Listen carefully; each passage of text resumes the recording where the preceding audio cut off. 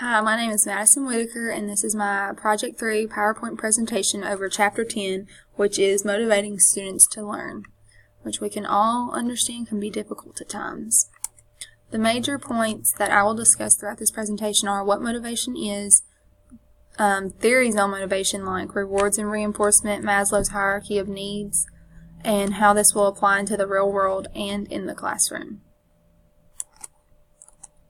What is motivation? Motivation is defined as an internal process that activates, guides, and maintains behavior over time, and this is coming from the chapter. Sometimes finding what people are motivated by can be hard, especially when you have a large classroom of students with diverse different needs. So depending on what behavioral theory you are looking at and studying will depend upon what they define as the best things to motivate people with, or how people are motivated. Rewards and reinforcement are one of the first things that come to your mind when you think about motivating someone, especially a child, but people use it often for adults at work and children at school and students all across the world. Rewards and reinforcement are basically finding something to give a student, whether it be a sticker chart, and so many stickers equal a certain free time in the classroom. These are hit and miss because depending upon the person that you're trying to motivate, what motivates one person, like a simple sticker in my classroom given to somebody at the end of the day for being good, motivates them to be good the next day. And if they don't get one, it hurts them when they work harder for it. Some students, it does not faze them not to get a sticker or a smiley face of any sorts. So really you have to find something that might work for your whole classroom. Can be hard because every student that gets motivated needs something different because they have different needs and wants. Which leads into Maslow's hierarchy of needs. The thinking behind this motivational theory is that if you can satisfy a human's basic needs such as food, shelter, love, and positive self-esteem, over time you can motivate them to do a lot. In this hierarchy created by Maslow's, it breaks them into two parts, which are your growth needs and your deficiency needs.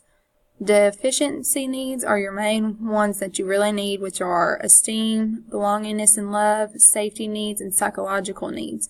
Growth needs are things that can help you grow, like self-actualizations, aesthetic needs, and needs to know and understand certain things.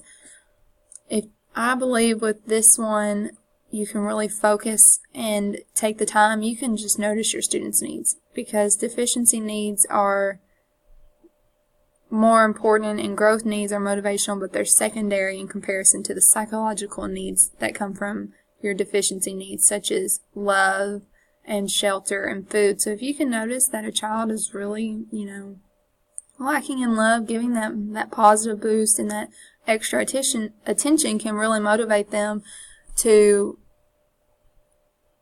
work harder for your love in the classroom, and affirmation that you are noticing what they do. Application into the real world and in the classroom. Maslow's hierarchy of needs can be very beneficial in the classroom because all of your students come from different backgrounds, different home lives, everything, and understanding what they need can help you get so much more work done. For example, if you have a student who is often hungry and you can identify that they have a deficiency need, that is, they need to be filled, you can fill that.